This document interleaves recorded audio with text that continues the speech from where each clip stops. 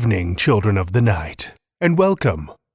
We've made it to Illinois, and we can't in good conscience pass through the state without at least a brief stop in Chicago, for a couple of reasons. The first is that this is the city where Tales to Terrify was spawned. For those of you who are newer to the podcast, or who haven't checked out our first few seasons, you might not know that we were birthed in a dark, cozy little corner of the home of founding host Larry Santoro, a little corner affectionately known as the Nook. There was always a warm fire, plenty of snacks and refreshments, and, of course, enough deliciously dark tales to satisfy any appetite. The podcast's certainly changed a bit over the years, but if you haven't already, I encourage you to take a trip back in time and have a listen. The second reason it's worth a stop? A man by the name of H.H. Holmes and his infamous Chicago murder castle. Easily one of the earliest and most terrifying serial killer stories in U.S. history. I'd be pretty surprised if there were many of you who weren't at least familiar with the name, and plenty of you are probably familiar with the terrifyingly true, dark history that surrounds it. But for those who aren't, let me give you a quick rundown. Around the time of the 1893 World's Fair in Chicago, pharmacist H.H. Holmes began construction of a new hotel across the street from his home. He'd had the building constructed several years earlier, but decided a huge event like the World's Fair meant he could cash in. So, he set to having a third story added to the existing retail and apartment building to do just that. The idea was give the stream of visitors a place to stay and line his pockets at the same time. Or at least, that's what everyone thought he was doing. After he failed to pay architects, contractors, and a furniture supplier, though, an investigation was launched into the hotel. And what they found spoke to a different, much darker intent altogether. The building turned out to be a maze filled with dead-end corridors, hidden rooms, stairways to nowhere, and body-sized chutes leading to vats of quicklime in the basement. Even without forensic evidence to prove the heinous deeds that had taken place there, the hotel itself spoke volumes to Holmes's extracurricular activities. After he was arrested, Holmes confessed to the murder of 27 people, including several children, although only 9 were conclusively proven. There's plenty more gruesome detail to be found in the H.H. Holmes story, and if you're not already familiar, I'd encourage you to do some digging around on your own. It's well worth a read. But our main destination this week is down a road slightly less traveled. We're headed out of the big city and about 90 miles south to Watseka, Illinois. Laurency Venom moved with her family to Watseka in 1873 when she was just 9. But in the summer of 1877, she became sick, and the otherwise normal family's quiet life began a slow spiral into darkness. It started off as brief dizzy spells, but soon Laurency began to have fits and even pass out. She'd wake up refreshed and oblivious to her behavior while she was unconscious, behavior that consisted of sleep-talking. But it wasn't the typical mumblings of a dreaming sleeper. No, her words tended to be much darker. She'd talk about angels and demons and spirits, even those of her late brother and sister. Sometimes she'd dream of spirits chasing her through the house, and on other occasions, her voice would be replaced by those of complete strangers, describing faraway people and places with surprising detail, sometimes even speaking in foreign tongues. But when she'd wake up, some days as much as 8 hours later, she'd have no memory of any of it. Concerned, her parents brought in physician after physician, but none could find anything wrong with Laurency, until one doctor finally suggested it was simply a case of deep mental illness and recommended the Venoms send Laurency to the State Insane Asylum in Peoria, Illinois. As the holiday season approached, the Venom household was anything but jolly. But as they prepared to send Lurency off to the asylum, they received a knock at the door. Asa Roth, a local spiritualist and one of the founders of the town, had come to share a troubling story. The cure, Roth said, was worse than the disease. His own daughter had been sent to that very asylum with similar symptoms and died there, isolated and alone. Like Lurency, Mary Roth had been prone to bouts of unconsciousness. She'd pass out, then wake again as if possessed, speaking with the voices of total strangers. And she seemed to be developing clairvoyant abilities too, talking about faraway places and future events with incredible accuracy. But unlike Lurency, Mary had begun experiencing these things from a very early age, and by her late teens, it had taken its toll on her. She'd become violent and had developed an obsession with blood. After being caught cutting her arms with a razor, Mary was sent to the state asylum, where she later died. The still grieving Asa Roth pleaded with his neighbors not to subject their own daughter to the same fate, and instead convinced them to call in Dr. E. Winchester Stevens, a physician and spiritist. Roth and Winchester weren't shy about inserting themselves into the Venom's lives either. Both men had become convinced Lurency was the victim of possession by spirits. They eventually convinced her parents to allow them to mesmerize her, and nearly as soon as she was under, she began speaking with voices other than her own. After playing host to a few personalities, she finally relaxed and was taken over by a gentle yet startlingly familiar voice. The voice of Mary Roth. Lurency was very sick, Mary told them. She needed time away to heal, with the angels in heaven. And in the meantime, Mary promised she would take good care of Lurency's body. The Venoms felt lost. On one hand, they were thankful that, with Mary occupying their daughter's body, her fits had ceased and her health seemed to be improving. On the other hand, in the blink of an eye, their daughter had become a complete stranger. The Venoms and the Roths weren't close, after all. Sure, they know to see each other in passing, but very little about each other's families, which made Mary Roth's knowledge of the family, spoken through Lurency, pretty compelling stuff. Enough so that when she asked, the Venoms allowed her to move in with the Roth family for several months. She shared memories of things only Mary should know, of intimate family moments, and even details of her self-harm. She spent long hours with the Roth family, playing with their siblings, spending time with her parents, filling the hole in their hearts that Mary had left when she died. But as spring approached, Mary, who had been so talkative and vibrant, began to quiet and pull away. She confessed one day to Mrs. Roth that her time was drawing to an end. Over the subsequent days, she took time to say her goodbyes to each family member in turn. And in mid-May, Mary faded from the now healthy body, and Lurency returned. She was lucid and refreshed, with no lingering health problems to speak of. She returned to her family, too, who were overjoyed to have their daughter back, healthy. Not too long after that, Lurency got married and moved to another town. But throughout the years, she'd occasionally return for seances in the Roth house, and once again allow Mary the chance to speak with her family. Not all possessions, it turns out, result in evil deeds and spinning heads. Sometimes it's love, not malice, that draws a spirit back for one last visit. Let's move on to some fiction. Our first story for the evening comes from William Meikle. William Meikle is a Scottish writer now living in Canada, with over 30 novels published in the genre press and more than 300 short story credits in 13 countries.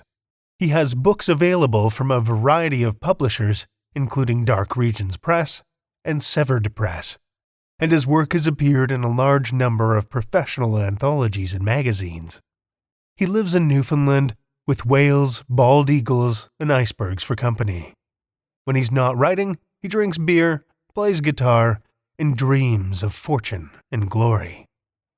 Children of the Night, listen with me to William Meikle's Supply and Demand, first published in Daily Science Fiction in November 2010.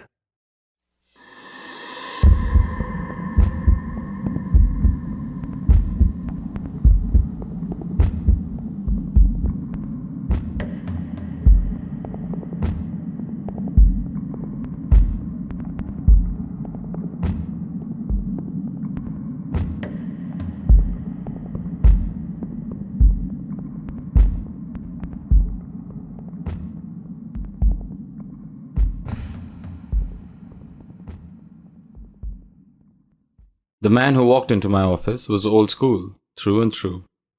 A squad of little old ladies on Harris had toiled for years to make his suit. His school tie was knotted just right, and his brogue squeaked as he walked across the room. He looked to be in his 70s, but held his back ramrod straight. He strode into the room as if he owned it, and thrust a hand at me that I couldn't refuse to shake. "Thanks for seeing me, doctor," he said.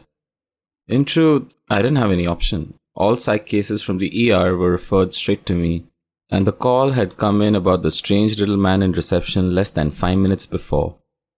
I didn't quite know what to make of him yet. All I knew was that he had thrown a screaming fit when an orderly approached him. He sat down across the desk from me and smiled. "I'm not mad, you know." "Prove it," I said, smiling back. He crossed his legs, making sure that the seams on his trouser legs were straight and that no ankle was showing above his socks before he was happy to relax. "Do you believe in God, doctor?" "Yes," I said. "Good. That will make this easier." "I started to notice nearly 30 years ago," he said. "Notice what?" "Just give me a chance and I'll tell you. But first, another question if I may. Do you think you have a soul?" "Yes," I replied again. "I'm not overly religious, but I do believe there's something that survives us. Call it a soul if you must." "An interesting position for a scientific man to take, is it not?" "More common than you might think," I replied. "But we're not here to talk about me. Do you have a point?" "Yes, and as I said, I'm getting to it." He fiddled with his cuffs, making sure that just the right amount of shirt showed. "One of the perils of getting old," he said. "The world changes so much around you. And back then, when I started to see them, it was still the 70s, and the world had changed so much already that I thought they were just another manifestation." "They?" He waved a hand at me. "Yes, I'm sure you hear about them all the time from patients. But I'm not ready for the tin-foil hat yet. No, what I was seeing was children. Little children. Children with blank stares. Children with no joy in their hearts. Children without souls. And they were everywhere." He stopped, sudden tears running down his cheeks. "It's not uncommon," I said softly. "As we get older, we get disassociated from the consensus reality and..." Again, he waved me away. "I'm old, not stupid," he replied. "For 30 years I've watched them, and now they are in positions of power. Policemen, doctors, lawyers, and soon they'll be politicians. And where will we be then?" "I don't quite understand what you're trying to tell me." "The soulless. They're walking the earth in millions, and their numbers are growing."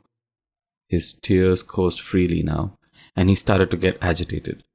My hand crept closer to my panic button, but I didn't hit it. "As far as I can work it out, there are 2 reasons," he finally continued. "One of them gives me slight hope for my own future, but neither is good news. Either God has given up on us completely, in which case it's all over, but the shouting. Or I asked, when he didn't show any sign of continuing. Or there's only a finite number of souls available at any one time and we're growing too fast for God to keep up. Don't you think that God, being God, would have factored that in? Maybe he did, the old man said. Maybe he never meant for us to get so ahead of ourselves. And here's what really worries me, Doctor. Maybe what I'm seeing is his way of telling us our time is up. He started to look around him as if afraid he was being watched. I tried to keep my voice low and calm. And why do you think only you are seeing whatever it is that you're seeing? He was quiet for a long time before answering. I think everybody sees. It's just they choose not to notice. Violence escalates. People get killed for little more than the loose change in their pockets. We let babies become heroin addicts before they are even born. The world is going to hell in a handbasket. His voice rose into a shout. Our moral compass is broken and we know it. We just choose to look the other way while the number of the soulless grow and we sink ever closer to the end, and there's nothing I can do about it.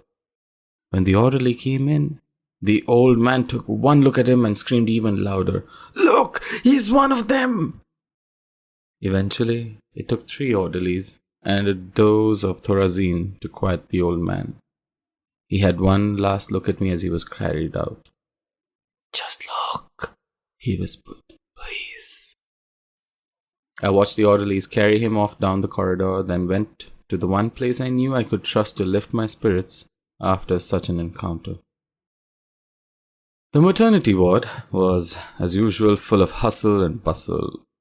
Along the far wall, a row of fathers looked into the recovery area where row after row after row of newborn babies lay. Just looking at them always calmed me, reassured me that despite all the sad despair I saw every day, there was some hope in a new life. But today was different. The babes lay still, quiet. The dark, cold stares followed me as I walked quickly away.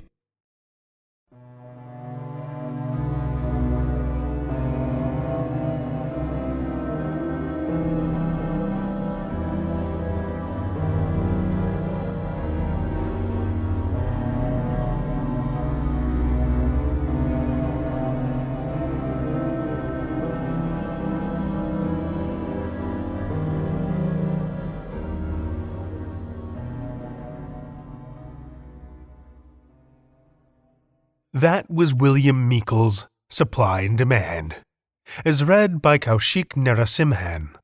Kaushik is a management consultant by day and a writer by night, with a keen interest in psychedelics and role-playing video games. Thank you, Kaushik. Our second story tonight is from author Steve Toase. Steve Toase was born in North Yorkshire, England, and now lives in Munich, Germany. He writes regularly for 40 Times and Folklore Thursday. His fiction has appeared in Shimmer, Lackingtons, Aurealis, Not One of Us, Cabinet de Fées, and Pantheon magazine, amongst others. In 2014, Call Out, first published in Innsmouth magazine, was reprinted in the Best Horror of the Year 6, and 2 of his stories have just been selected for Best Horror of the Year 11. He also likes old motorbikes and vintage cocktails. Children of the Night, lend me your ears for Steve Toase, Verwelktag, first published in Lackingtons.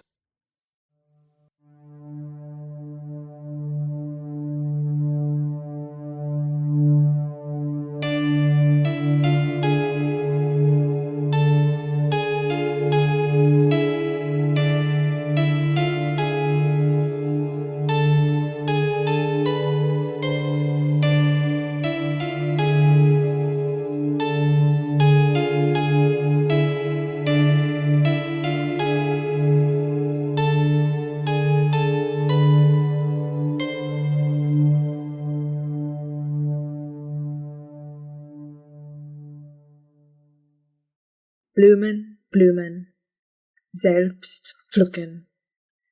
Kommt mit mir nach Hause. Du bist süß und sehr, sehr schön. Drinnen oder draußen. Eine ist weiß, eine ist gelb, einige begann sich zu röten.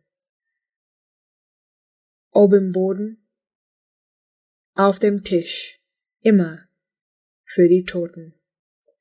Competing honeysuckle and magnolia wafted in from the castle grounds as Angela opened the small apartment's windows. Don't they smell beautiful? Joe didn't look up from his laptop, attention held by cascading columns of figures. The flowers in the gardens, don't they smell beautiful? He put the laptop on the rented sofa. Angela stood aside, resting against the thick, cool walls. Joe leaned out of the casement. Do you think they'll mind if I pick some to brighten up this place? Angela asked, putting her hand on his. As long as you don't go overboard, don't strip out every last bloom. I'm sure they'll be fine. She knelt on the grass, leaning into the border with a pair of scissors as a substitute for the secateurs she didn't own. Beside her, a pile of already cut hyacinths and marigold. Entschuldigung, das ist leider nicht Ordnung. Diese Blumen dürfen Sie nicht pflücken. Angela turned, noticed the grass stains on her skin, and tried to see the person speaking to her. The sun was behind them, and their face hidden. Es tut mir leid, mein Deutsch ist nicht so gut, she said, unable to hide her English accent in her rehearsed German. Sie sprechen English? The figure said. Angela stood. It was the gardener she'd seen maintaining the grounds over the past couple of weeks. He rested on his leaf rake as if he had trouble standing. Ja, English, she said. Angela Bay. We've only just moved in. The corner apartment on the second floor of the castle. He nodded and looked down at the pile of flowers by her feet. Residents are not allowed to cut flowers from these gardens. Sorry. She held out her hand, and he ignored it. I didn't think you'd miss a handful. And if everyone did that, then replenished their vases when the flowers died, how many would be left? I said I was sorry. On the outskirts of the town there are patches of Selbstpflücken Blumen. Pick them yourself, flowers. There is a small charge, but you must get them from there, not damage these plants. Angela nodded and glanced up toward her apartment. The window was shut. Joe, out of sight. I will do in future. The gardener pointed at the severed plants. Sliced from their soil-bound roots, the flowers were already wilting to sepia in the sun. Those will have to stay. I understand, and I'm sorry. Please don't do it again, Frau Bay. I won't. She tucked the scissors into her back pocket and, hands empty, walked towards the vast gates leading to the town beyond. The flower patch wasn't hard to find, an eruption of colour on the edge of a rattling maize field. By the roadside stood a concrete-filled barrel with a small coin box. A neon-handled kitchen knife hung from a piece of green nylon string. The flowers were arranged by type. Dahlias to the left of the field, sunflowers rising in the center, and gladioli on the right-hand side. Tucking her trouser cuffs into her socks, Angela walked down a plough furrow into the midst of the flowers, stumbling on uncleared stone in the soil. The scents pulled her in, dragging her from one stalk to the next, blues and purple petals stained with yellow, reds more vivid than any forest fire. She ran them through her fingers, feeling their velvet skin and the slight bulge of veins under the surface. Sunflower heads drooped as if embarrassed to be so tall, stalks like sharkskin. Then dahlias, globes of dead planets reborn in nested florets. She cupped one after another in her hands, let them settle in her palms, lowered her face and allowed the fragrance to rise into her. Lost to herself, she wandered from row to row to row, deeper into the center, far from the road. To the middle of the small field, she spotted something tight to the worn dirt, and her breath caught in her throat. Sunlight reflected off the metal staples holding the limbs in place. Fur flayed back to show yellowed bones. The chest cavity was empty of organs, instead stuffed with petals and seed heads. Angela stepped back, losing her footing on the loose soil.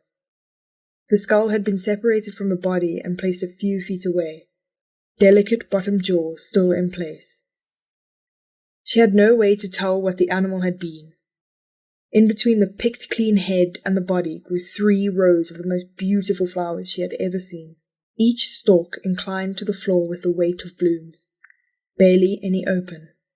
Hints of colour far more vibrant than those in the plough furrows around her. She only meant to pick 2 or 3. By the time she finished, Angela balanced over a dozen stalks in the crook of her arm. Why do you think the colours are so bright? The flowers lay on the table in front of her, spread out on old newspaper. 4 vases stood around the edge, the blades of her scissors to one side, smeared in green. Nutrients from the body, maybe? What did you say it was again? Joe said, picking up one of the severed stems. Couldn't tell. Rabbit, maybe?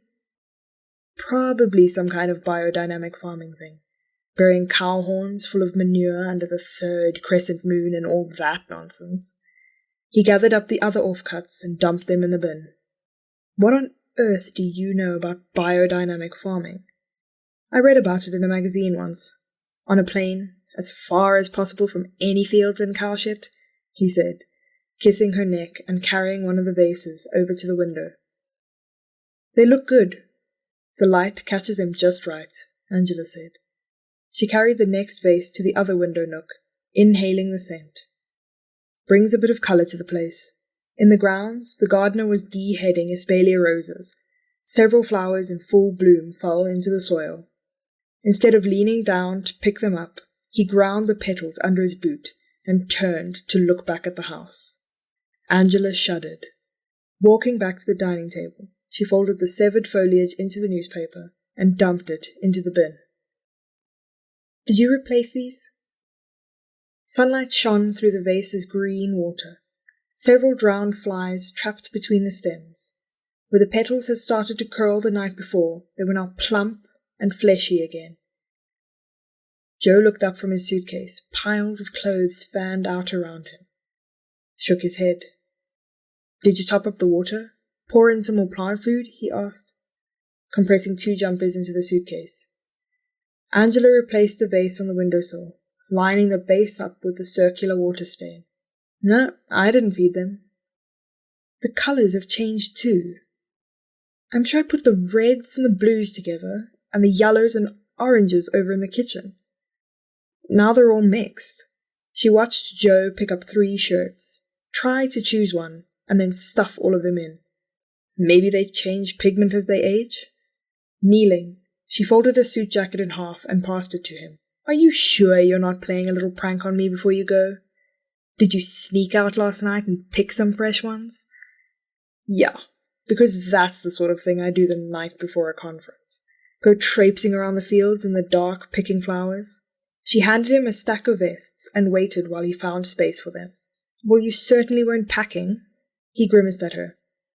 Funny. Check my shoes. I didn't go out last night. It's not like there's any way to go around here. You do like it here, though, don't you? It is beautiful. He encased her hands in his. It is that. And I do get regular work trips away to civilized places, with shops that open on Sundays and bars with more than one type of beer. How are you getting to the airport? Driving yourself? Taxi. Ernst? Are there any other taxis in town? Ernst it is, then. She watched Ernst's pale grey Audi make its way down the castle drive, Joe's suitcase visible on the back seat. Alone, she looked again at the flowers. Several petals had already fallen. She picked one up and held it between two fingers, squeezing the silken flesh until it smeared her fingertips with colour. She brushed the remains into her hand, dumped them into the bin, and went to bed, alone. Saturday morning, and the small town centre was full. Everyone trying to get their shopping done before midday closing. Angela let the tide of people carry her through the square, past a small shrine to a saint whose name she never remembered. Small bouquets tied with red ribbons were stacked against the statue's marble feet. She went into each shop, coming out to find herself beside the statue once more, the flowers still stacked up. "Are those normally there?" she said to the baker, filling her shopping bag with fresh brezen and zemmel. "The flowers? They're for tomorrow." At home, Angela unpacked and sat down at the table, sipping her coffee. Phone in front of her. She pressed her finger against the screen and checked again for an SMS. Still nothing. Turning on Messenger, she brought up the thread she shared with Joe and stared at the last 3 unanswered messages. "I know you get distracted by the bright lights of the city. A reply once in a while would be nice." Throwing the phone out of reach, she stared out of the window. In the grounds, the gardener was burning a pile of waste branches and leaves. Smoke drifted back toward the building. Half-scorched leaves glittered in the fumes. She closed the windows. The smell of ash still found its way inside, around the old wooden window frames. Church bells rattled her awake. Putting on her dressing gown, she watched the other residents parade from the castle's main entrance down to the gate. Most wore their Sunday best, children holding gloved hands. The gardener waited by a vat of hot liquid atop a worn wooden table. He handed each new person a glass, and Angela watched each one take a sip, faces obscured by steam. She closed the curtains and got dressed. Each door on her floor held a different coloured rose, broken stem laced into the lock. She turned to look back at her own apartment. The flower was pale yellow, already wilted. She pulled it free and forced it into her pocket. Angela took the cup, the decoration of gold-edged blooms glistening with the heated wine inside. She took a mouthful, trying to identify the herbs. "Frohe Verwelktag, Frau B," the gardener said, wiping his hands on his smock. "Verwelktag? Wilting Day. A time to remember that all things must rot into the soil so others can grow." She tried to join in, sipped the drink until the bitter flavour tainted her tongue, bought a bouquet from the children, stood at the entrance to the marketplace, took photos of the traditional costumes, all lace and velvet and animal fur. The young girls wore white dresses and carried bunches of daisies tied together with parcel string. Garlands of fuchsias, foxgloves, and asters hung between lampposts, low enough to brush pollen on the heads of those passing beneath. Dray horses with bridles decked in blooms, the colour of the local brouwerij, dragged a barrel-stacked cart in endless circles, mouths foaming with the effort. Angela held her phone up to take a photo and attached it to a message for Joe. Show him what he was missing out on. When she saw there was still no reply, any enthusiasm left her. She threw her bouquet of already dying flowers into the bin, and it landed on half-empty beer bottles, sending up a cloud of drunk wasps, and she set off, back to the apartment. In the corridor, the mixture of summer fragrances and rotting vegetation was overpowering. She opened the door, and the stench intensified. Angela walked the short distance to the bedroom and threw her coat on the chair back. The figure was barely visible in the gloom, curled up under the sheets as if in pain. She looked around for Joe's suitcase, gripping the collar of her coat. "Joe? Are you okay? I didn't think you were due back yet. You should have called ahead. I was in town." The bedside lamp pushed shadows against the wall, but did not disperse them. "Are you ill? Do you want me to get you something?" She pulled the sheet back. The legs were shaped from twisted lengths of ivy, each leafed strand woven into the next. Where the chest should have been, hundreds of flowers had been placed on top of each other. Roses, lilies, pansies and foxgloves, all arranged into the form of a sleeping man. Lupins as knuckles, daisies as vertebrae. Where the head should be, a crush of the same flowers dying in vases around the apartment. Joe? Are you under there? The last drop of hope left her as she tore through the dying flower heads to the sheets beneath. The mattress was sodden, stems already rooting themselves amongst the springs, searching for nutrients. She wrenched a handful free and flung them to the carpet. There was nothing but petals and seeds and stems. She tried to clear the bed, filling bin bag after bin bag with dead plants, stopping every few minutes to catch her breath. Instead, she sat on the floor and tried her phone again and again, until the battery ran out and she was alone with the stench of death. The singing woke her. Out of habit, she reached for her phone to check the time, but the battery had not charged itself while she slept. Standing, she looked out the window. The townspeople stood around the perimeter wall. Each wore a mask of wilting blossoms. In their disguises, it was hard to recognize anyone. Not that she knew her neighbors well enough anyway. Children stood between their parents, priests from the local church next to uniformed police, and farmers. They did not move. In their hands were lanterns. Those held by adults were cylinders of light. The children's were shaped like ships, trains, and horses. They swung them in low arcs, leaving trails in the dark. The flowers danced in the flames. One figure separated himself from the cordon and walked up the path. His flower mask was old and complex, layer upon layer of roses and gladioli woven until the weight bent his neck toward the ground. He rested on a leaf rake, a large knife in his other hand. While he walked, the others began to sing. She recognized some of the words from her basic German. Others were too heavy in dialect for her to make out. All the time, the gardener made his slow progress towards the castle. There was nowhere to go, only one door out of the apartment. And then what? Run through the crowd into the countryside? She listened to him climb the stairs, each step marked with the clatter of rake tines on stone, the knife scraping the wall as if he couldn't quite hold the blade's weight. He stopped outside the door and knocked. Waited. Knocked again. Frau Bay, bitte öffnen Sie die Tür. Please open the door. There is nowhere you can run. Looking out of the window, Angela searched for a ledge to get as far from the old man as possible. Where was Joe? Why wasn't he here? All she could see outside was the ring of flames illuminating the floral masks. In the stillness, she recognized more of the song they were singing. Blumen, Blumen, selbst pflücken, kommt mit mir nach Hause. Du bist süß und sehr, sehr schön, drinnen oder draußen. Eine ist weiß, eine ist gelb, einige begann sich zu röten.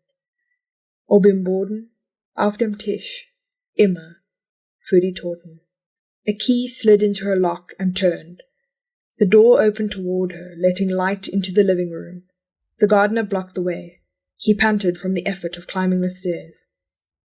Frau Bay, there really isn't anywhere to go. Angela ran. She was taller than the man, and he fell easily, the rake wedging itself against the wall so he couldn't turn. In the hallway, she hit the light switch and ran towards the staircase. There was no one else in the castle. Every other apartment was silent. She took the stairs 2 at a time, hesitating in the hallway. One door led to the drive, straight into the waiting arms of the singers. Behind her was another, small, wooden, that led into the courtyard and beyond to the service part of the complex. She opened the latch and ran. The paths were overgrown, strawberry runners creeping over the gravel. Brambles and rose bushes erupted from the beds. Ignoring the scratches, she ran toward the old glass houses at the far end of the grounds. Her plan wasn't complicated. Through the nurseries, over the wall. The door hung loose on its hinges. She pulled it toward her and dry putty fell onto her arm. Inside, the air was heavy with the sweet scent of compost. On either side of her, wooden tables held soil and bedding plants. Seedlings not mature enough to endure the cold outside, spindly tomato plants knotted around thin canes. She looked back at her footsteps in the dirt, then forward to make sure no one was cutting off her escape. The scream was out of her mouth before she could even quiet herself. Joe's body lay in one of the vast seedling trays, naked, arms and legs held down with metal brackets. His face was intact, eyes open, torso split from neck to groin, organs emptied out and the space filled with rich, dark topsoil, skin blackened with rot around the broken tips of his ribs. In the cavity that once held his heart and lungs, seedlings now grew. She pictured the gardener mulching down Joe's liver for plant food, crushing bones as meal to sprinkle in the beds. Reaching out, she touched the tips of his fingers, feeling where roots thin as worms prized apart his skin. Remembering, for a moment, when his hand last held hers. Behind her, the door opened. The gardener stood with his knife hanging toward one side. "Please don't flee, Frau Bay. I'm getting old and get tired these days." Joe's fingers tightened around hers. "Go, Angela. Just go." She shook, wanting to scream out all the air in her lungs and give it to her husband, stitch him back together and repair him, scoop out the dirt with her bare hands and hold him until he faded. Instead, she ran. The back of the glass house was mildewed, and she soon kicked through the wooden panels, glass shattering into foot-long splinters. Behind the building, a forgotten pile of rotting kitchen waste rose against the boundary wall. She climbed up, ignoring insects skittering over her legs. Straddling the wall, she checked the drop and lowered herself into the woodland beyond. She heard the townspeople singing. Too many people. She ran deeper, amongst the trees, away from the lights, away from the singing voices. On the other side of the wall, she heard the gardener follow her route. "Sie flieht. Sie ist zu schnell. Ich kann nicht verfolgen. Durch den Wald." Angela allowed herself a moment of relief, ducked into the undergrowth, away from her pursuers. Couldn't remember where she would come out. As long as she kept heading away, from the castle, from her home, she would be okay. Get to the next village. She would be okay. She would be okay. She spotted them by their lanterns, a line of lights drifting through the dark, sweeping up the hill. She watched them getting closer, knew they would be around the wood in moments. The far side was still clear. She took off her coat, threw it to one side, ran through the shrubs, kept low. The woodland ended at a ditch. She scrambled through, grass and mud against her skin, reminding her of Joe's broken hand. Her fingers grasped. She emptied her stomach into the brambles, ran for cover, knelt down. The sunflowers loomed over her. Behind them, the rows of gladioli and dahlias. She tried to see a way out. The townspeople just stood, all along the edge of the flower patch. Lanterns held still. They were not singing now, just waiting. Angela did not move, stayed hidden in the flowers. Sunflower stalks rasped her skin. As one, their voices rose and they moved forward. Angela waited to see if they would stop again, but they did not. Instead, trampling the flowers into the dirt and stones. She waited until the last moment and ran deeper, not caring about the streaks of pollen on her clothes or scratches across her face. Nothing at all, apart from getting as far away from the lanterns as possible. She pictured Joe holding on to life through some cruel trick of nature, waiting to say her name. She drew strength from it. Just before the middle of the flower patch, the ground rose slightly, crowned with 4 large rhododendron bushes, all the flowers removed. She stood beside them and looked out into the night. The lanterns were on all sides now. The petal masked, shoulder to shoulder. There was no way to break through. Their voices rose again, not singing, raucous with joy. She stumbled down the far side of the hill, tripped over something embedded in the soil. Cold metal, the first of 4 tethers, each hammered into the furrows. She pulled herself up, scanned the villagers, tried to spot the children in the crowd, saw one, lowered her shoulder, ran forward, ready to break through.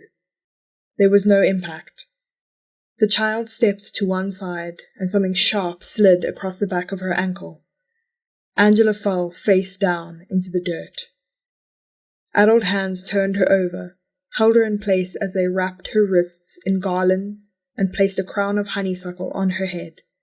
Slowly, they put their lanterns aside and carried her back to where the tethers waited to hold her to the soil.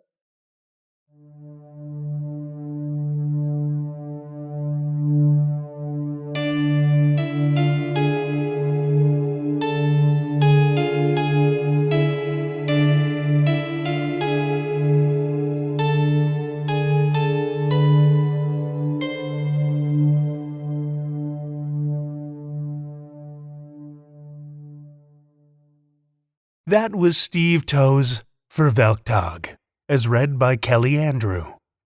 Kelly lives in South Africa, where she recently graduated with a BA in psychology and German. She enjoys reading, indie films, and cats, as well as telling stories, of course. Working in a bookstore gives her ample time to read and tell stories to her colleagues, but shh, don't tell her boss. Thank you, Kelly. Well, children of the night, the hour is late, and we've run out of stories to tell. For now. I'll remind you again, submissions are open, so if you have any creepy tales, we would love to hear them. And of course, if you haven't already, check out our Patreon page at patreon.com/Tales to Terrify. Even just $1 a month goes an incredibly long way in helping us to produce this podcast week after week. We appreciate and rely on the support of our patrons, and we would love to count you among them. Also, like us or leave a review on Apple Podcasts or wherever you listen to podcasts. Reviews help keep us on the charts so we can worm our way into the ears of new listeners. Our show is produced by our editors, Seth Williams and Pete Morcellino, and myself, Drew Sebastini. Music by Spencer Disparty, and theme by Diane Severson. Tales to Terrify is distributed under a Creative Commons Attribution, Non-Commercial, No Derivatives license. Join us again next week as we possess your mind with more Tales to Terrify.